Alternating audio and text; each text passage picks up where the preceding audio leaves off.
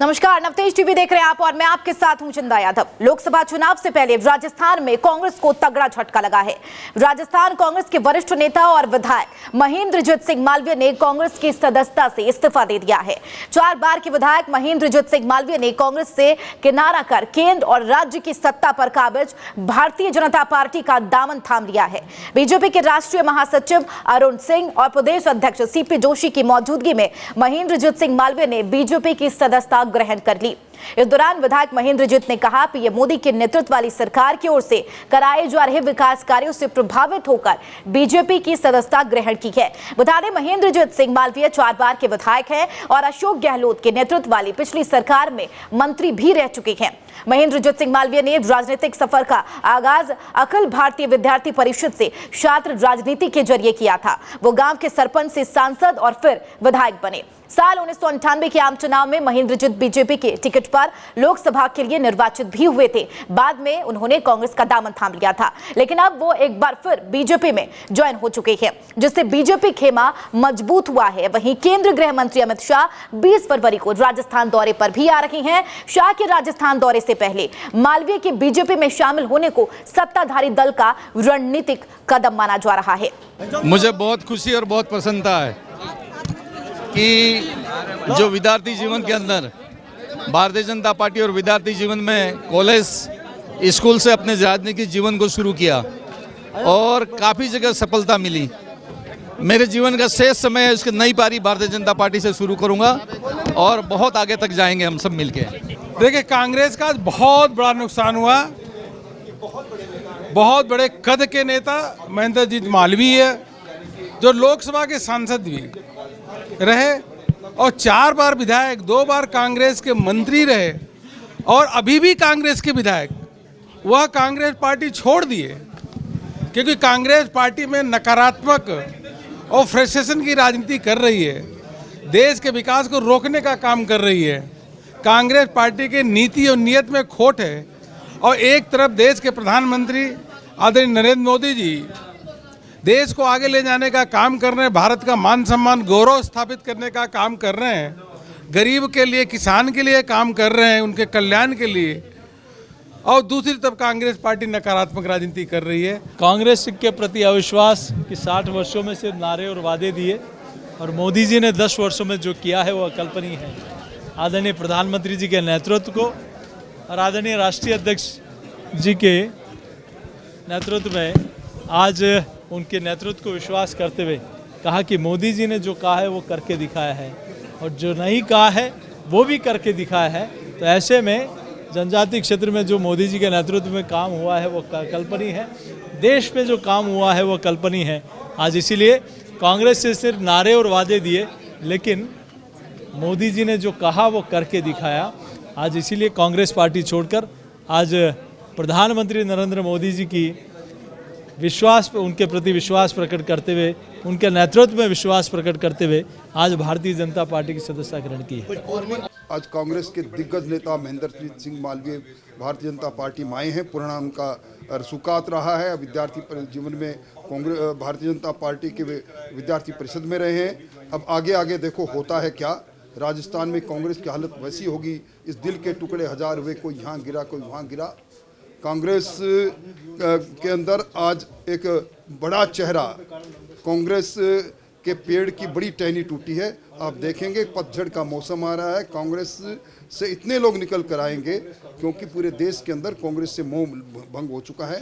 कांग्रेस अपने ही नेताओं को अपमानित कर रही है और इसलिए लोगों को दुनिया के सबसे बड़े लोकप्रिय नेता नरेंद्र मोदी जी में, उनके कार्यक्रम में, उनके नीतियों में आस्था है और उसी से प्रभावित होकर बड़े नेता कांग्रेस की ओर, कांग्रेस छोड़कर भारतीय जनता पार्टी की ओर बढ़ रहे हैं। तो अभी आपने सुना बीजेपी की तरफ से क्या कुछ कहना है महेंद्रजीत सिंह मालवीय के बीजेपी में शामिल होने पर। अब आपको सुनाते हैं पीसीसी चीफ गोविंद सिंह डोटासरा यानी कि कांग्रेस की तरफ से क्या कुछ प्रतिक्रिया सामने आ रही है। पिछली दफा जब विधानसभा के चुनाव थे तो महेंद्रजीत मालवीय जी जीते थे, बाकी के सारे लोग वहां से उस जिले में हारे थे। जब हम लोग 21 आई थी कि इन्होंने दूसरे लोगों को हराया।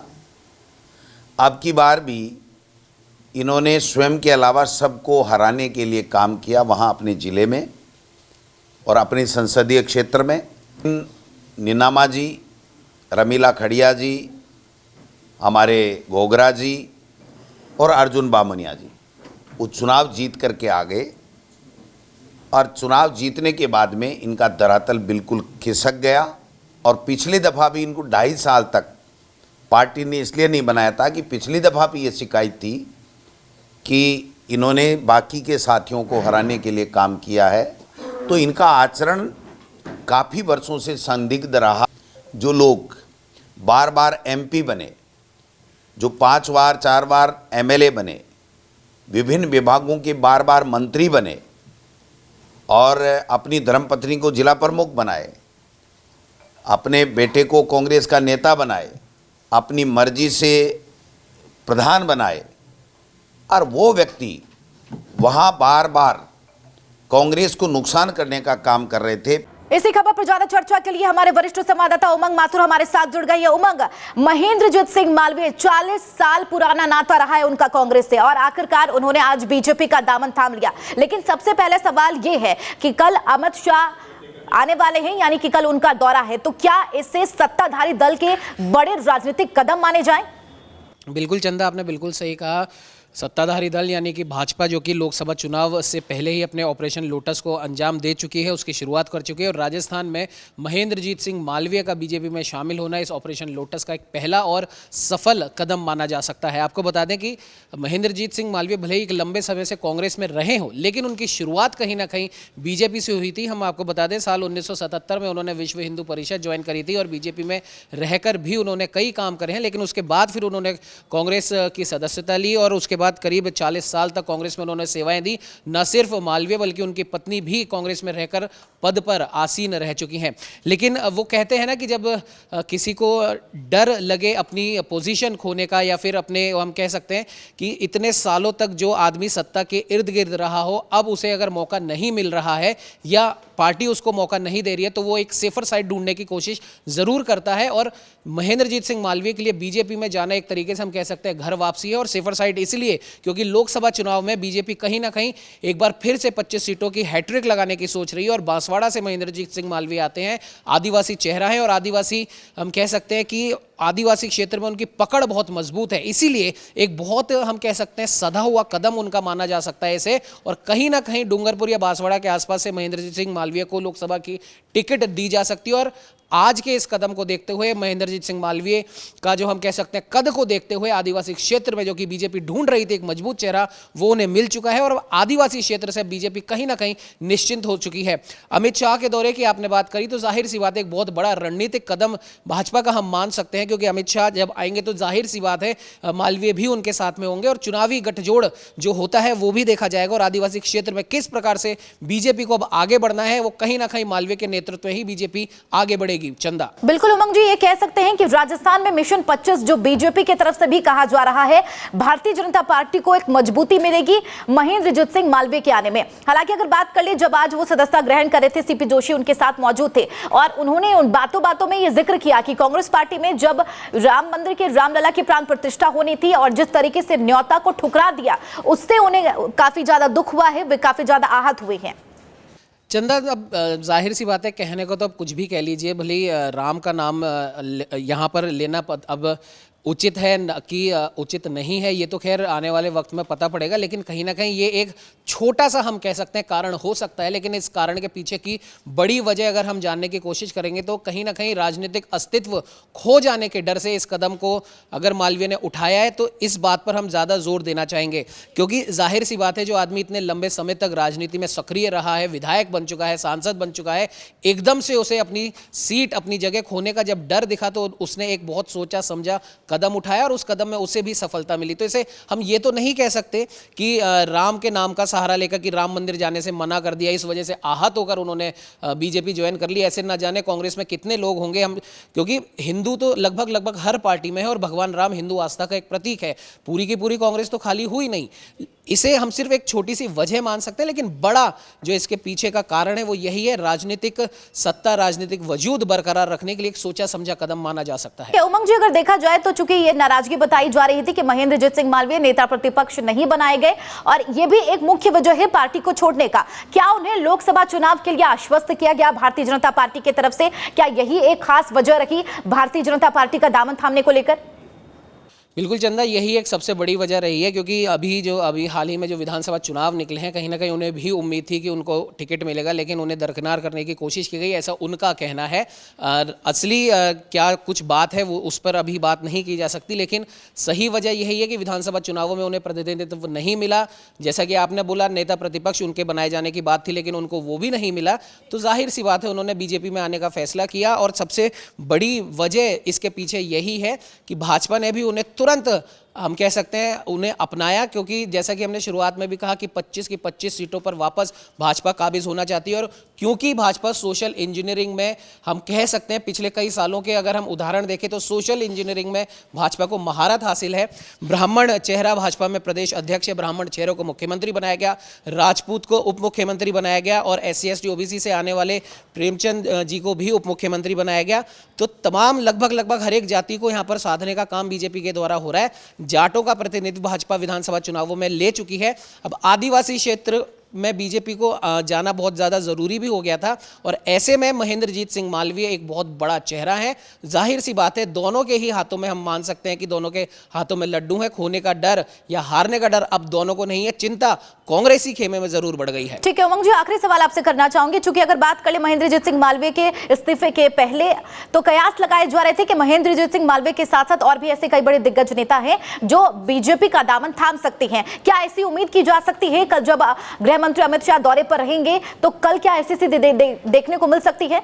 इस बारे में बीजेपी कार्यालय में भी हमने बातचीत करने की कोशिश करी थी, तो बीजेपी के ही सूत्रों से पता पड़ा कि अमित शाह के जब राजस्थान के दौरे पर वो रहेंगे तब थोड़ी सी संभावना कम है। लेकिन हाँ, भाजपा के दिल्ली ऑफिस में जो उनका राष्ट्रीय ऑफिस है, वहाँ पर ज़रूर कुछ बड़े नाम हैं जो बीजेपी में शामिल हो सकते हैं कांग्रेस के, जिसमें से प्रमुख नाम लालचंद कटारिया का अगर हम लें तो उसमें कोई अतिशयोक्ति नहीं होगी। चंदा, ठीक है, बहुत बहुत शुक्रिया उमंग जी इस खबर पर लगातार चर्चा के लिए। बहरहाल बीजेपी की तरफ से ये साफ तौर पर कहना है कि किस तरीके से मजबूती अब भारतीय जनता पार्टी को मिल चुकी है महेंद्रजीत सिंह मालवीय के दामन थामने पर। मिशन 25 को लेकर भारतीय जनता पार्टी पूरे तरीके से तैयार है। ये तो हमने जानी भारतीय जनता पार्टी की तरफ से राय किस तरीके से अब आ रही है। अब जानना चाहेंगे कांग्रेस की तरफ से क्या कुछ प्रतिक्रिया है और वहां पर किस तरीके की रणनीति आगामी लोकसभा चुनाव को लेकर बनाई जा रही है। इसके लिए सुरेंद्र सोनी हमारे साथ जुड़ गए हैं। सुरेंद्र, जाहिर सी बात है अब कांग्रेस को एक बड़ा सियासी झटका लगा है राजस्थान में, लेकिन अगर बात करें महेंद्रजीत सिंह मालवीय की प्रतिक्रिया की, तो उन्होंने सीधे तौर पर इस्तीफे से पहले एक बयान दिया था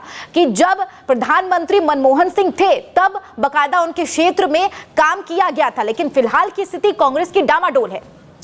देखिए चंदा, कहा जा सकता है कि औरों के ख्यालात की लेते हो तलाशी और अपने गिरेबान में झांका तक नहीं जाता। हालांकि महेंद्रजीत सिंह मालवीय लगातार जिस तरीके से आदिवासी अंचल में जो दहाड़ मारी थी, और मैं उनके बयानों को भी मैं रिपीट करूंगा कि जब लगातार कांग्रेस सत्ता में थी, और कांग्रेस में जब सत्ता थी तो जब अशोक गहलोत, राहुल गांधी, प्रियंका गांधी, सोनिया गांधी का जब वागड़ दौरा हुआ करता था, तो महेंद्रजीत सिंह मालवीय दहाड़ते थे और कहते थे कि मैंने यहाँ पर 2,500 करोड़ का यहाँ पर विकास करवाया। देखिए, विकास तो वो चाहे बीजेपी में रहेंगे तो भी करवाएंगे, और कांग्रेस में थे तब भी उन्होंने करवाया है।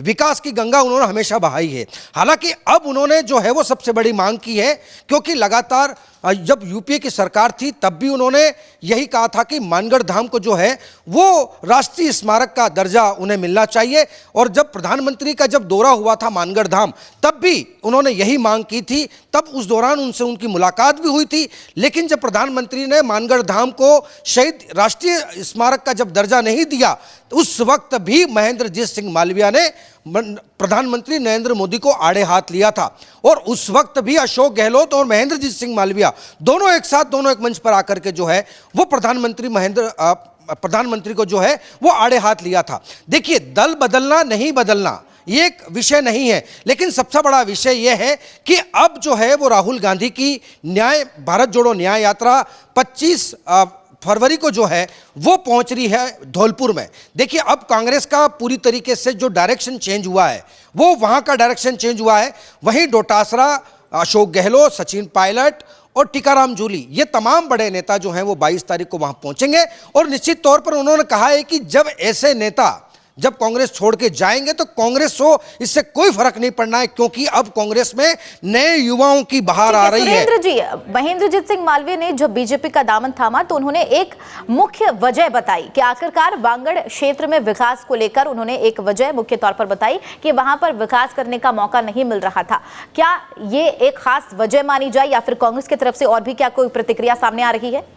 देखिए चंदा, ये सिर्फ बनी बनाई कहानी है, स्क्रिप्ट है। कहानी स्क्रिप्ट ये है कि जिस तरीके से हमारे सूत्र कहते हैं, और ये जगजाहिर भी है, ये तस्वीरें किसी से छिपी नहीं है कि अर्जुन सिंह बामनिया और महेंद्रजीत सिंह मालविया दोनों की अदावत बहुत पुरानी अदावत है। चुनाव से पहले भी थी और अभी भी अदावत है। देखिए, जब महेंद्रजीत सिंह मालविया अब बीजेपी में आ गए तो निश्चित तौर पर उनके लिए टारगेट रहेंगे अर्जुन सिंह बामनिया। हालांकि अब कयास ये भी लगाए जा रहे हैं कि महेंद्रजीत सिंह मालविया के बेहद करीबी हैं नानालाल नीलामा, जो कि भी वर्तमान में घाटोल से विधायक है कांग्रेस से। ठीक है, अब लगातार जिस तरीके से अब बयार ये आएगी कि मालविया के समर्थक हैं वो भी कहीं ना कहीं बीजेपी में जाकर के अपना ठिकाना लगाएंगे। लेकिन यहां पर सबसे बड़ा अहम सवाल यह है कि अब कांग्रेस को कहीं ना कहीं एक सटीक रणनीति बनानी होगी, क्योंकि अब लोकसभा चुनाव का चंद वक्त बचा है, काउंटडाउन शुरू हो चुका है। अगर यहां पर कांग्रेस एक बार फिर से कोई ठोस रणनीति बनाते हुए अगर यहां पर कोई प्लान इंप्लीमेंट करती है धरातल पर, तो निश्चित तौर पर 25 में से कुछ ये कहा जा सकता है कि यहाँ पर ये भी जानना चाहेंगे कांग्रेस की तरफ से क्या कोई जद्दोजहद की गई महेंद्रजीत सिंह मालवीय को रोकने के लिए? चूंकि जब बताया जा रहा है, जब कयास लगाए जा रहे थे उनके पार्टी छोड़ने को लेकर, तब सीएम भजनलाल शर्मा उन्हें दिल्ली लेकर गए, वहां पर उनकी मुलाकात अमित शाह से हुई और तमाम बीजेपी के वरिष्ठ दिग्गजों से हुई। तो क्या उससे पहले कांग्रेस किसी तरीके से जद्दोजहद करी थी कि नहीं, उन्हें पार्टी से रोका, पार्टी का दामन छोड़ने से रोका जाए, जो नाराजगी है वो दूर की जाए? देखिए चंदा, लगातार जिस तरीके से जैसे ही ये बात जब अशोक गहलोत तक पहुंची, मल्लिकार्जुन खड़गे तक पहुंची, राहुल गांधी तक पहुंची, प्रियंका गांधी तक पहुंची और यहां तक कि पीसीसी चीफ डोटासरा तक पहुंची, तो तमाम बड़े नेताओं ने महेंद्रजीत सिंह मालविया को साधने का प्रयास किया। लेकिन महेंद्रजीत सिंह मालविया एक मानस बना चुके थे कि मुझे अब जो है वो एन केन प्रकारण बीजेपी ज्वाइन करनी है। हालांकि देखिए, यहां पर एक सबसे बड़ा टर्निंग पॉइंट देखिए कि जब ये समाचार गुलाबचंद कटारिया तक पहुंचे तो गुलाबचंद कटारिया ने अपने सूत्रों को एक्टिव करके महेंद्रजीत सिंह मालविया को 2 दिन होल्ड पे डाला और 2 दिन तक महेंद्रजीत सिंह मालविया दिल्ली में डेरा जमाए हुए थे। हालांकि गुलाबचंद कटारिया का यह कहना था कि अगर महेंद्रजीत सिंह मालविया किसी शर्त पर राजी नहीं होकर के अगर बीजेपी में आते हैं तो वो शर्त उनको मंजूर है। हालांकि यहाँ पर अब किस तरीके से इंटरनली जो बात हुई है, हालांकि लेकिन हमारे सूत्र चंदा ये कहते हैं कि मल्लिकार्जुन खड़गे रात की 1:30 बजे तक महेंद्रजीत सिंह मालविया को टचअप करने की कोशिश कर रहे थे। इधर से अशोक गहलोत। ऐसे में आगामी रणनीति कांग्रेस पार्टी की तरफ से क्या रहने वाली है? चूंकि एक मजबूत चेहरा थे महेंद्रजीत मालवीय, 4 बार के एमएलए रह चुके हैं, 1 बार सांसद भी रहे हैं। ऐसे में पार्टी की क्या रणनीति होगी आगामी लोकसभा चुनाव को लेकर? देखिए, दिल्ली के अंदर स्क्रीनिंग कमेटी की लगातार मीटिंग बैठकें चल रही है। 200 आवेदक अब तक दिल्ली पहुंच चुके हैं और वहीं अब 200 आवेदकों में से छटनी हो रही है। कई सीटों पर युवा और नए चेहरों को जो है वो इस बार मौका मिलेगा।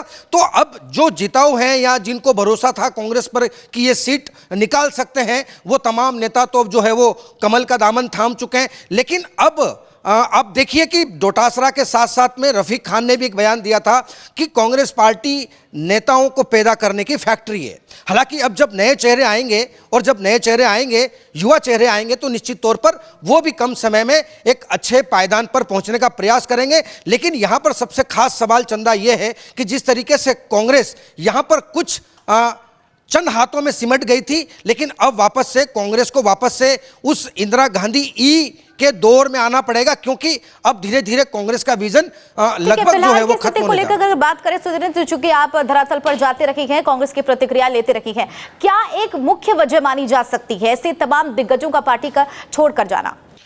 देखिए, लगातार प्रमोद कृष्णम से लेकर के ज्योतिराज सिंधिया और ज्योतिराज सिंधिया से लेकर के ज्योति मिर्धा तक की हम बात करें तो लगातार पहले, हालांकि जब कांग्रेस में होते हैं तो कहा जाता है कि नज़र का तीर नज़र में रहे तो अच्छा है और घर की बात घर में रहे तो अच्छा है। लेकिन जब दूसरी पार्टी को जब ज्वाइन किया जाता है तो वहां पर समंदर फूट करके सामने आता है और गाहे बगाहे इतने आरोप सामने आते हैं कि इसकी कोई कल्पना नहीं कर सकता। लेकिन हालांकि इन आरोपों में कितनी सच्चाई है, कितना दम है, इनमें हम नहीं जाना चाहते। बहुत शुक्रिया सुरेंद्र, इस खबर पर लगातार चर्चा के लिए। वाकई देखना अहम होगा कि किस तरीके से अब आगामी लोकसभा चुनाव को लेकर कांग्रेस पार्टी की रणनीति होने वाली है। चूंकि आज आज महेंद्रजीत सिंह मालवीय ने भारतीय जनता पार्टी का दामन थाम लिया है और दामन थामते ही आगाज कर दिया कि अब बांगड़ क्षेत्र में विकास किया जाएगा, कार्यकर्ताओं का सम्मान किया जाएगा, मुझे कोई नहीं रोक सकता। खबरों में बढ़ेंगे आगे। कांग्रेस नेता कमलनाथ और उनके बेटे नकुलनाथ के कांग्रेस छोड़कर बीजेपी जाने की पिछले कई दिनों से अटकलें लग रही है। इन अटकलों के बीच कांग्रेस के सीनियर नेता, विधायक और कमलनाथ के करीबी सज्जन सिंह वर्मा ने